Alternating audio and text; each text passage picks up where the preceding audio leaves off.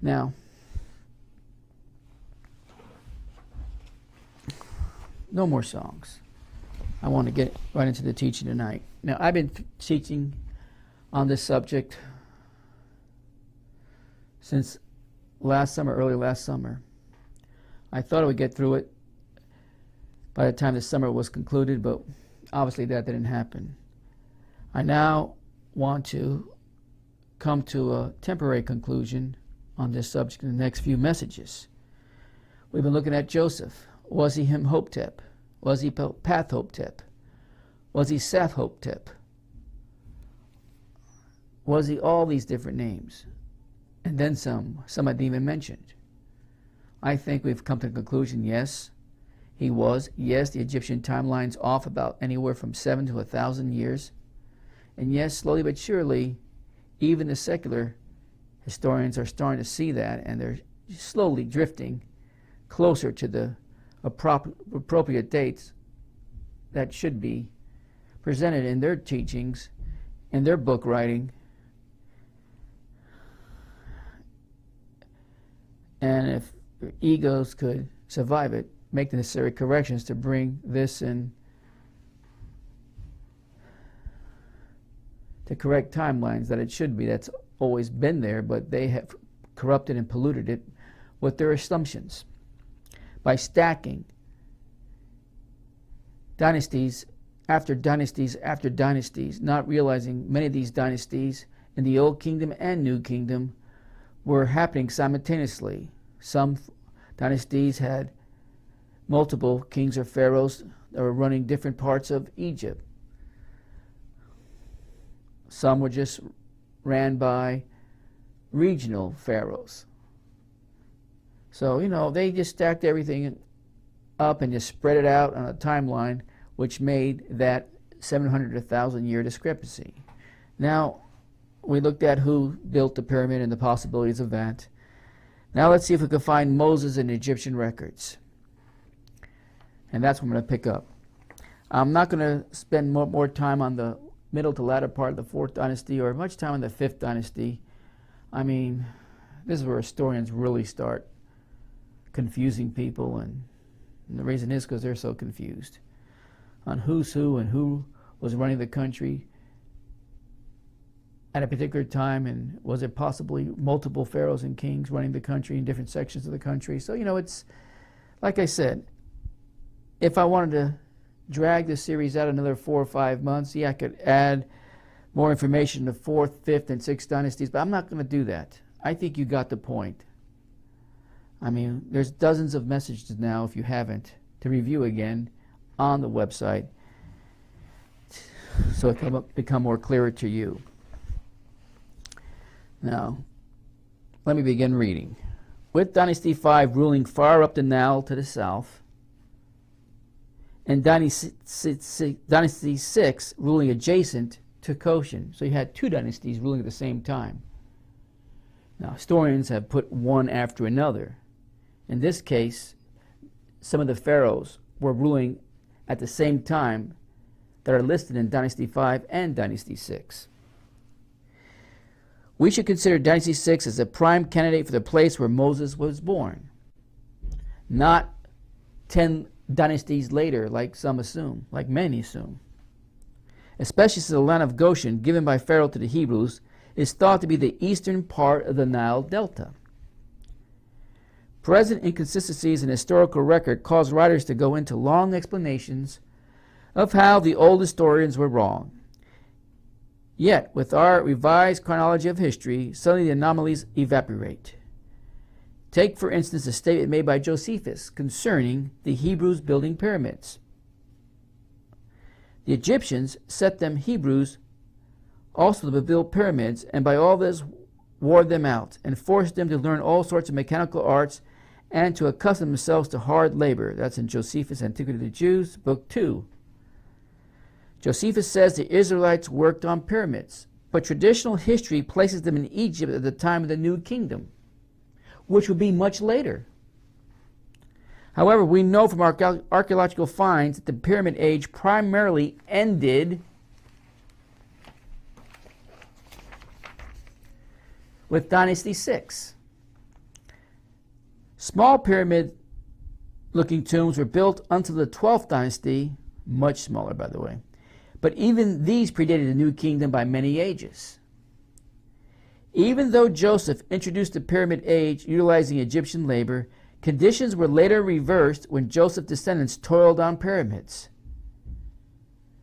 During the latter 5th and 6th dynasties, while the Israelites were slaves, pyramids were built of rubble, stone, and brick. Since the Genesis account tells of Hebrew slaves working with brick, the Israelites may have fashioned material for these small and inferior pyramids. Jewish historian Josephus suggests that, as slaves, the Hebrews did build pyramids. Traditional Egyptologists, maintaining a New Kingdom exodus, which is much later, find Josephus' statement quite impossible since no pyramids were built during the New Kingdom. But in implying a revised version of history, we note that the impossibility lies in their traditional suppositions. The consequences of this discrepancy are stupendous. If traditionalists insist that the Hebrews were in Egypt during the New Kingdom, and if the pyramid building era was well past by that time, then Josephus, AD 70, did not know what he was talking about. Either today historians are wrong or Josephus is wrong. Simply put, if Hebrew slaves labored on pyramids, then history must be drastically altered. Indeed, if Josephus was correct and Hebrew slaves did build pyramids, then the chronology of the whole world must be revised by a millennium. In our new model, the biblical dates of chronology prove to be correct and remain virtually unchanged. Yet, if they also precisely fit into other historical records, then Egypt and the other nations of antiquity must drastically shift in time. That shift will make Egypt 1,000 years younger at the time of Moses. And we've been saying this all along, starting back all the way where we began, and that was in Abraham's time. When Abraham's time possibly existed, along with Menes and Narmer, one of the first Egyptian kings, that Abraham might have, possibly, more than likely, associated with when he went down to Egypt himself. Now, thanks to our revised chronology, Josephus is vindicated. I propose that Dynasty 6 is the exact era when the Hebrews worked on the pyramids. Remember, Joseph is in Dynasty 3 and probably the early parts of Dynasty 4. According to our new model, pyramid architectural workmanship and quality should show a decline by the era of the 6th dynasty. And as expected, the archaeological record does show that pyramids in the 6th dynasty are much smaller than and far inferior in quality to those of the Dynasty 4. Kurt Mendelsohn says, plastic flow of this kind seems to have menaced the pyramids of Pepi II 4 centuries later. It was a badly built Ephesus constructed of small stones bonded with mud and overlaid with the limestone casting. Archaeologists admit that Egypt's higher quality, earlier and larger pyramids were constructed by native Egyptians. This was determined by work gang quarry marks and tunneling graffiti. They also admit that the so-called rubble pyramids of Dynasty 6 were dramatically inferior. The quality dramatically went down after a few dynasties went by. Pharaoh Pepi II, the popular centurion pharaoh, so dubbed because he lacked only 6 years of reigning a full century, certainly had the time to have erected the greatest of all pyramids. He lived long enough, he was around long enough, he ruled long enough. But Pepi's edifice was far inferior to those former wonders of the world. Why? What event in Egypt's past caused such a drastic reduction in pyramid quality? I submit that event can be swiftly and easily explained. Egypt's pyramid building suffered in quality due to 3 reasons. First, The original voluntary native workforce had been switched to a slave labor force. Second, experienced craftsmen had been substituted with unseasoned workmen. Third, that slave labor was done by inexperienced shepherds. And any one of these changes would confirm a lack of dedication to produce a quality product. Well, I'll give you a fourth. Joseph wasn't around any longer. Possibly Job wasn't around any longer. Joseph's brothers, the original Hebrew family that came down, 70 plus, some with abilities,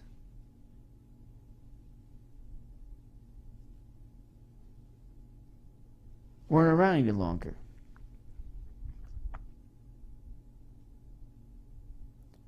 Without good leadership, try putting a crappy foreman in charge of a large construction job. See how well that project goes. Joseph wasn't around any longer. Job wasn't around any longer.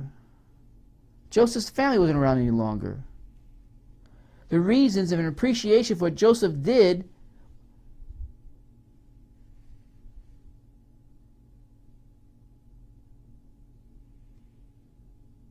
wasn't around any longer. The workforce was a forced labor. It was not a labor of love, in gratitude for what Joseph did. And that saved a nation and the people of that nation from starving and dying to death. Times changed, in other words. People changed, faces changed, and leadership changed. And not to mention, you have an invading empire from the north coming down. The Hyksos are probably a little bit of a Hittite mingled in there that had no idea what they were doing when they were invading that country and taking over after Joseph and Job were gone from the scene. And they didn't have the expertise or the knowledge. It becomes obvious that those inferior structures built in Dynasty 6 were erected by none other than Hebrew slaves. It is at that time that the tables have been turned. Instead of designing pyramids, the Hebrews are now set to the task of building them. Another clue which can pinpoint the Exodus era in the archaeological investigation of straw brick. Adobe mud brick is commonly mixed with straw. According to the biblical record, the Israelite slaves were set to task in straw brick production. The Bible story logistics more than suggests that the brick being manufactured was intended for large governmental projects rather than individual domiciles. So far, I find no evidence of straw brick construction of large civil buildings during the New Kingdom era. In that era, most all construction of temples and palaces consisted of quarried stone. To the contrary, there is an era of history where the large governmental projects were built of mud, straw, brick. It was in the days of Dynasty 6 the small pyramids were being constructed of rubble and straw brick. This is strong evidence that the Israelites made straw brick during the Old Kingdom and certainly not during the New Kingdom.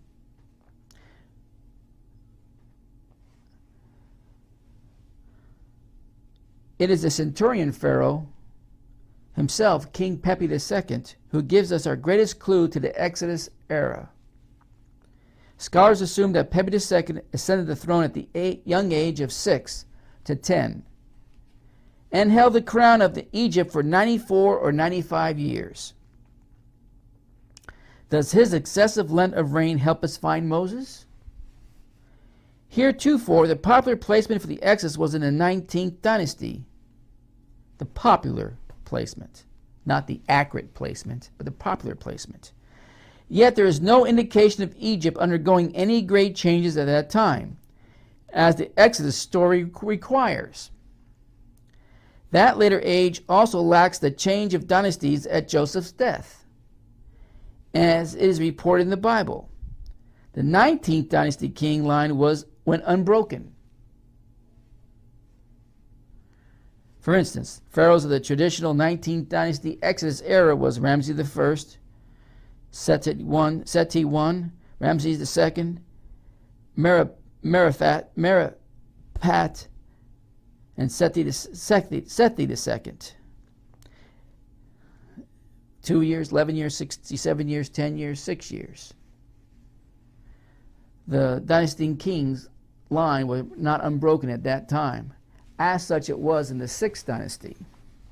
Neither does the traditional 18th dynasty Exodus theory fit, for the same reasons. The Exodus story, as reported in the Bible, says the entire Egyptian army was destroyed in the Red Sea. No such destruction of the Egyptian military is to be found in the powerful 18th to 20th dynasties. And that's why historian says the Exodus story is a fraud. It's made up science fiction stuff. Well, I agree with them if you place it in between the 18th and 20th dynasty. But that's not where you should place it, because that is off by almost 1,000 years.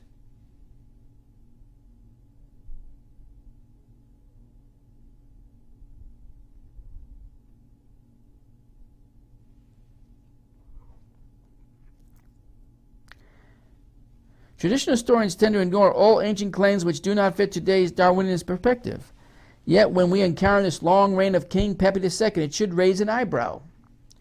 No, Pepi did not live 94 years. He actually reigned that long. Pepi lived over 100 years. Traditionalists might consider this a bit remarkable in that primitive era. No, it wasn't. Yes, if it was the 18th to 20th dynasty, but not if it was the 6th dynasty. Traditionalists might consider this a bit remarkable in that primitive area, but according to the Hebrews, this longevity was not just normal, but even a bit subnormal. In this era, when Pepi was living over a century, the longevity of Moses was 120 years.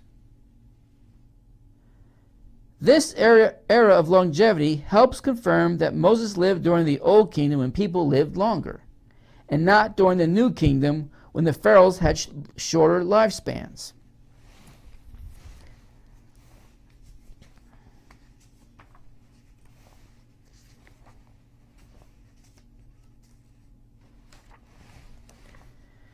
Josephus, the Jewish historian, points out that Moses was the only male heir to the throne of Egypt. In the Josephus Antiquity of the Jews, Book 2, it reads, Thermuthis, king's daughter, perceiving him to be so remarkable a child, adopted him for her son, having no child of her own. Yet because, if Moses had been slain, there was no one, either a kin or adopted, that had any oracle on his side for pertaining to the crown of Egypt. Historians can find no place in Dynasty 18, 19, or even 20 when baby Moses could have been an adopted heir to Egypt's throne. So when could this statement by Josephus have been correct? As will later be seen, the 6th dynasty ends with the reign of a queen, proving no more male heirs were available. Remember that, because we're going to come back to that. The 6th dynasty reign ended with a queen on the throne. Not a male, not a king, but a queen. Yes, Moses was raised in Egypt during the 6th dynasty, not the 18th dynasty. Because there is no evidence connecting the Exodus with the New Kingdom, we must radically revise our opinion of Egypt's history. To continue our parallel of the histories of the Hebrews in Egypt, we shall look for evidence in Egypt's history which match the requirements named in the Bible. Josephus tells us that baby Moses sat on the king's crown and crushed it. He sat on the king's crown and crushed it. The priests of Egypt interpreted this as an omen that Moses would someday crush Egypt. From that time, the priests conspired to kill Moses, but their attempts failed. After Moses matured, another opportunity to kill him came when Egypt was invaded by the south by Ethiopians. The priests persuaded the king to appoint Moses a general of the army in hopes he would be killed. Josephus writes, the Ethiopians made an inroad into their country, which they seized and revenged the affronts they had received from them. Thereupon the Ethiopians followed after them in pursuit, and thinking it would be a mark of cowardice if they did not subdue all Egypt, they went on as far as Memphis. The Egyptians, under this sad oppression, made use of Moses, And the king commanded his daughter to produce him, Moses, that he might be a general of their army. That's in Josephus, also in Book 2. Historians have been wrong to place Moses in the New Kingdom. This Ethiopian conquest of Egypt down the Nile, all the way to Memphis, reveals why, by telling us several things. Historians have been wrong to place Moses in the New Kingdom. First, any Ethiopian invasion all the way to Memphis during the New Kingdom era would have overwhelmed and defeated all Egypt. This historically did not happen. During the New Kingdoms, Egypt's capital was in Upper Egypt, the first territory to be conquered by the Ethiopians. Second, an Ethiopian conquest of Egypt during New Kingdom times would surely have been recorded on the monuments. It is not. Third, the New Kingdom dynasties were too powerful to allow such an Ethiopian penetration. Obviously, this story is a misfit to the presently accepted model's history. Today, accepted versions of Egyptian history are quite impossible. Josephus tells us that the king over Moses ruled from Memphis, not from Upper Egypt, as tradition teaches. Indeed, no dynasties of the New Kingdom ruled from Memphis on Lower Egypt. Yet in our new model, we can see how the Egyptian war, no, it's not the Egyptian war, Ethiopian war likely defeated the Fifth Dynasty in Elephantine at the First Cataract. Unfortunately, the capital of Dynasty 6 was farther downriver at Memphis. Josephus goes on to tell that Moses was successful in his Ethiopian campaign and drove the Ethiopians from Egypt. That's the only part you really have to remember at this point. There's no record of this invasion from the Ethiopians from the south into Egypt in later dynasties, the 18th, 19th, or 20th. But there is on record in the 6th dynasty this push by the Ethiopians. Now, according to Josephus, Moses was made a general in hopes that he would be killed. At least that's what the priests hope. It was not going to happen. God would have the last word on that. Moses survived, and he was successful at driving the Ethiopians out of Egypt. It made him only more popular at the time. Josephus further reports that this king who sent Moses to war is the same as the one reigning when Moses was a baby. Later, Josephus mentions this king was still reigning when Moses fled Egypt at the age of 40. In Josephus again, according to the Hebrew accounts, Moses remained a wilderness shepherd for the next 40 years. That is, until he saw a burning bush. Finally, at the story of the burning bush, we learn that this old Egyptian monarch had finally died. This king was alive when Moses was a baby. This king was alive when Moses at 40 was kicked out of Egypt. This king was alive all through the 40 years that Moses was gone from Egypt, and just before Moses went back, this king died. So this king reigned a long time. Who that reminds you of? Pepi II? And also in the Antiquity of the Jews by Josephus. So Moses, when he understood that the Pharaoh, in whose reign he fled away, was dead, asked leave of Raguel to go to Egypt. One fact alone destroys all the accepted contemporary models of history. This Pharaoh, who ruled when Moses was born and still reigned 40 years later when Moses fled Egypt, and continued to rule another 40 years while Moses was a shepherd in exile, reigned at least 80 years. This is important to remember this. If you're going to place this Moses event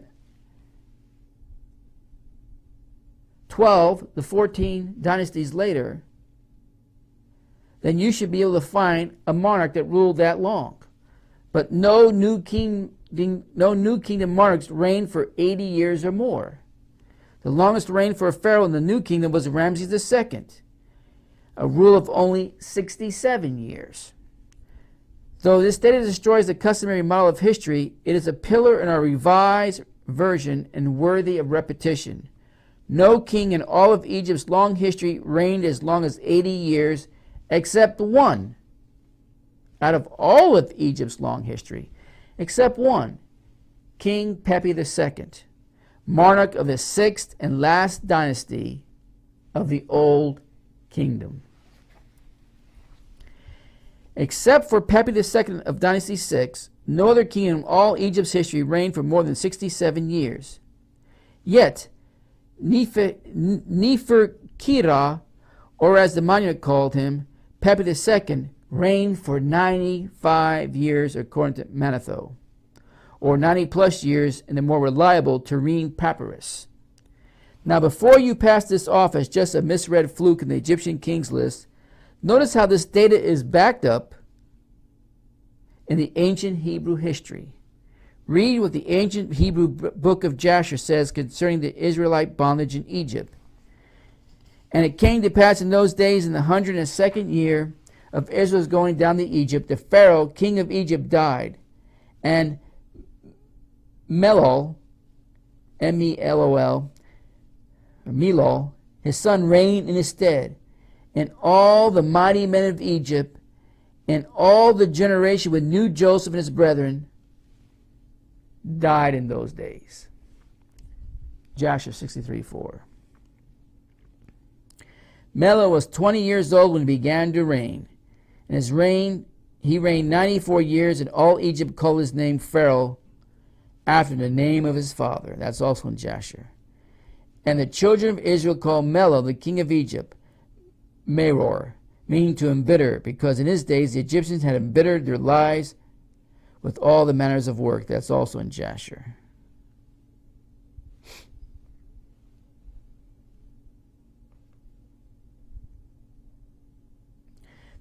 The mention that Melol reigned for 94 years is absolute proof that we are talking about Pepi II. For no other king even came close to this length of reign according to Egyptians' own records.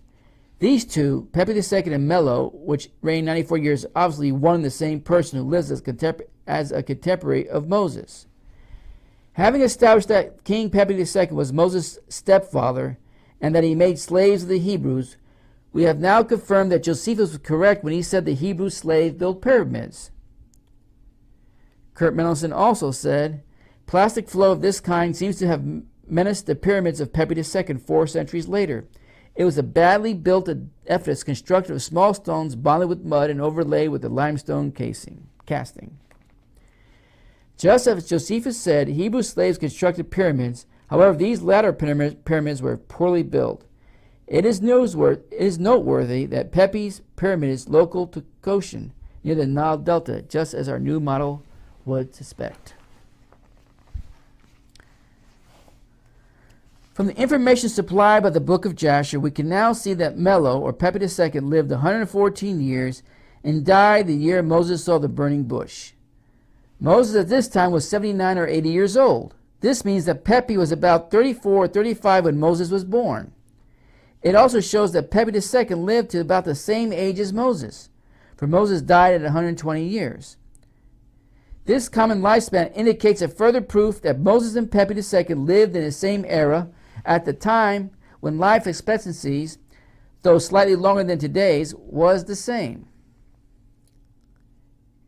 Now let's look at the Exodus Pharaoh. Menrenra,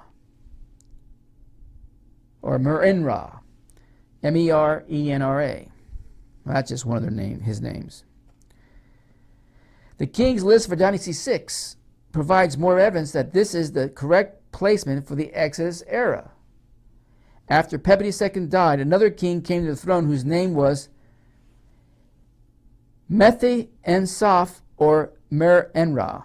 Yet this reign was very brief. Most documents read that this king occupied the throne for only 1 year. That's also in Jasher.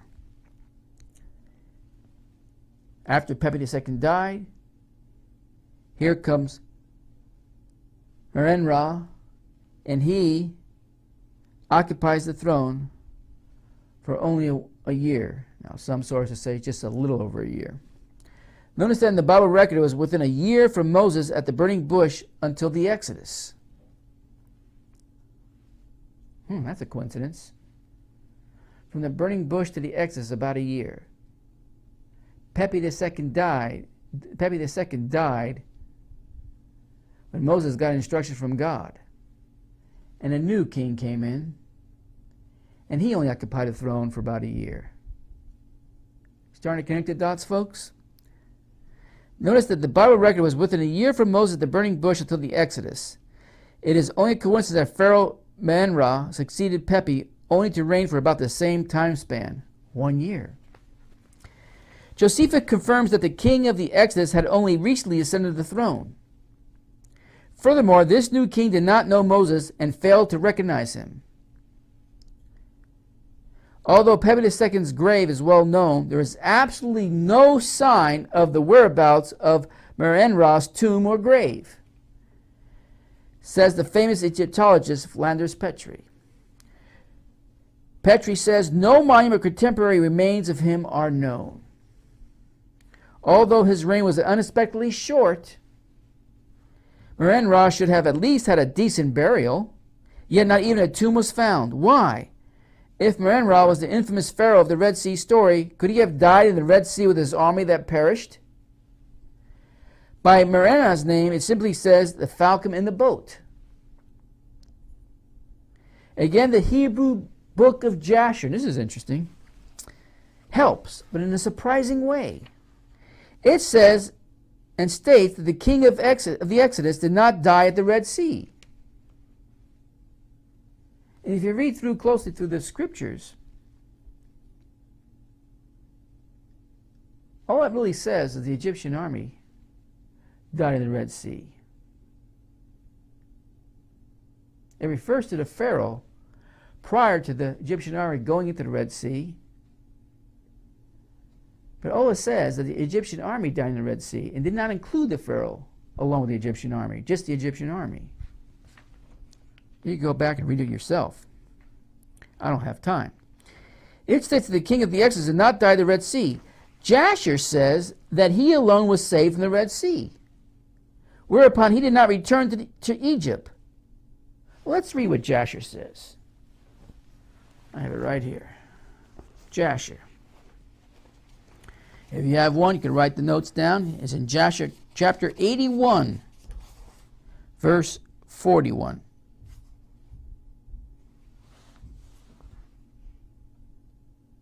Let's start with verse 40. And when the children of Israel had entered into the sea, the Egyptians came after them, and the waters of the sea returned upon them, and they all sank in the water, and not one man was left, excepting Pharaoh, who gave thanks to the Lord and believed in him. Therefore the Lord did not cause them to perish at the time with the Egyptians. If that's true, I would definitely have a change of mind too about the Lord. And the Lord, in verse 41, ordered an angel to take him from amongst the Egyptians, who cast him upon the land of Nineveh. Now that's northeast. Nineveh, and reigned over it for a long time. I don't have time to make the connection in this series as I start wrapping it up. But that's an interesting study, isn't it? If we can make that connection, if we connect the dots. And the Lord ordered an angel to take him from amongst the Egyptians, who cast him upon the land of Nineveh, and reigned over him for a long time. Interesting. Did the Lord place him back where his ancestors came from? Where the Hyksos came from? Mixed in with the Hittite Empire? Back, away, and out of Egypt? For some reason sparing Pharaoh? It's hard to believe, but you can't rule it out. The real point of evidence I want to make here is the length of Men-Ra's reign. Biblical chronology assigns 1 year or less to Pharaoh of the 10 plagues and the Red Sea disasters. The same goes for the Egyptian kings list. It hardly seems a coincidence that the king following Pepi II is listed as having only 1 year's reign. On the contrary, here we have evidence that Men-Ra, the king who reigned for only 1 year, was the Pharaoh during the 10 plagues and is the long-sought Pharaoh of the Exodus. Unfortunately for this theory, multiple Egyptian monarchs reigned only about 1 year. So is there any other type of support for our new model? Now we introduce the next person, listed as the king in Abydos record. Yet, oddly enough, his name is omitted by all the other kings' lists of ancient Egypt. This obscured name is Neterkara, Neterkara. And since his name immediately follows Merenra, he is presumed to be Merenra's son, though the Abydos document faithfully lists the length of the reign of its kings. This name had no such assignment. No contemporary artifacts have been assigned to this king, and once again modern historians doubt that he was ever a king. If Neterkara was not a king, was he a royal prince, heir to the throne? If so, another piece of the puzzle fits snugly into the Hebrew Exodus story.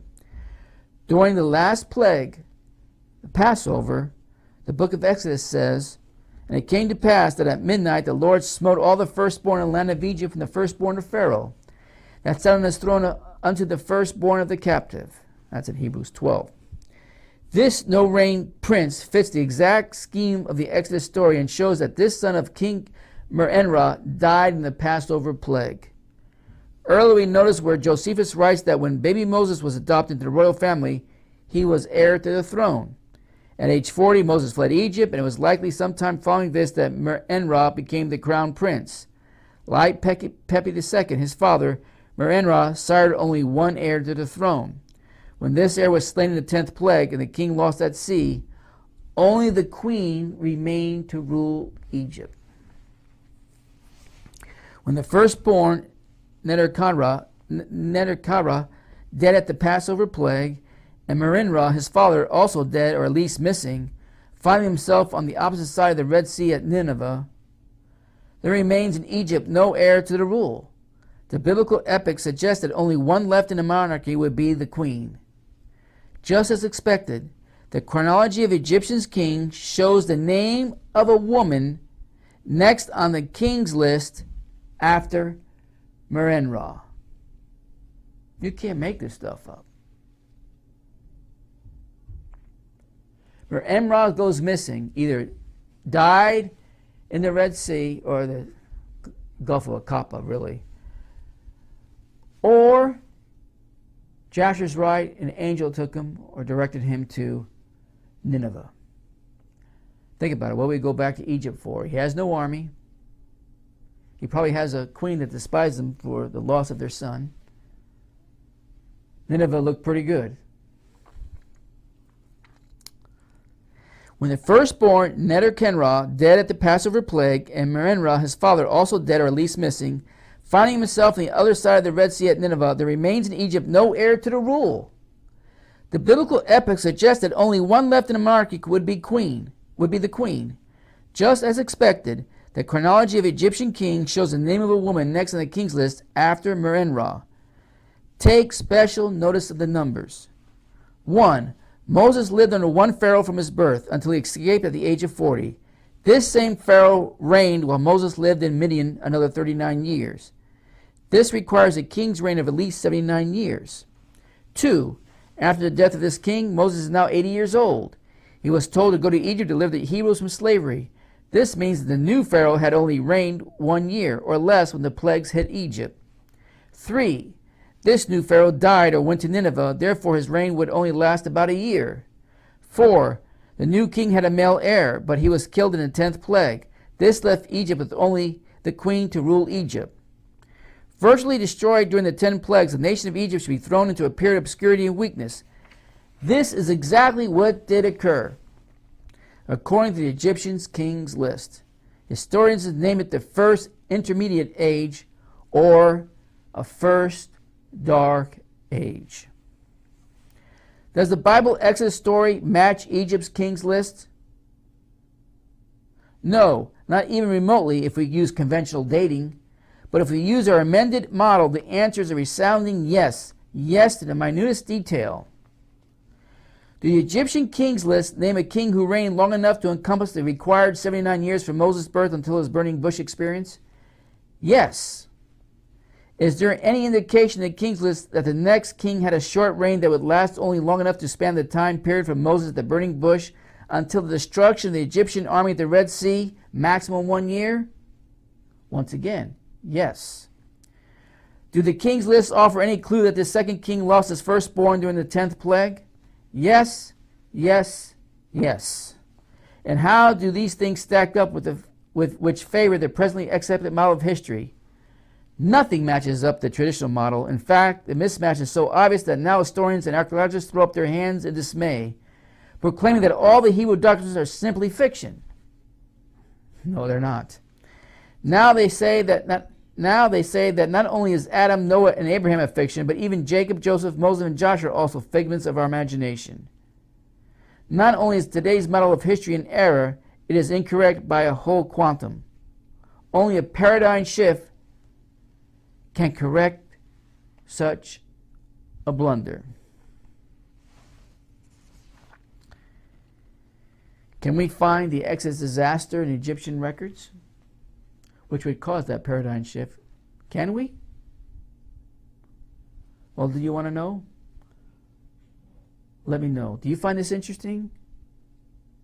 How the kings do match up when they're properly placed in the right dynasty, at the right time, at the right place in a timeline history that is accurate and not made up and extended out because of errors and mistakes of spreading out these kings and pharaohs in succession as ruling as one at a time, when even they know, and it's obvious, more and more Egyptian scholars are coming out and saying, no, that's not true. We just can't spread it out like that. Many of these kings and pharaohs were reigning at the same time, so it has to be condensed. And you can't start at some period like they used to do at 5000 BC, and then they went to 4000 BC, and then 3500 BC, and they're slowly making their way down. Maybe someday they'll get their heads screwed on straight and start using the scriptures as the first source and not some science fiction source. So my question is, can we find the Exodus disaster in the Egyptian records? Do you want to know? Let me know. Play a song.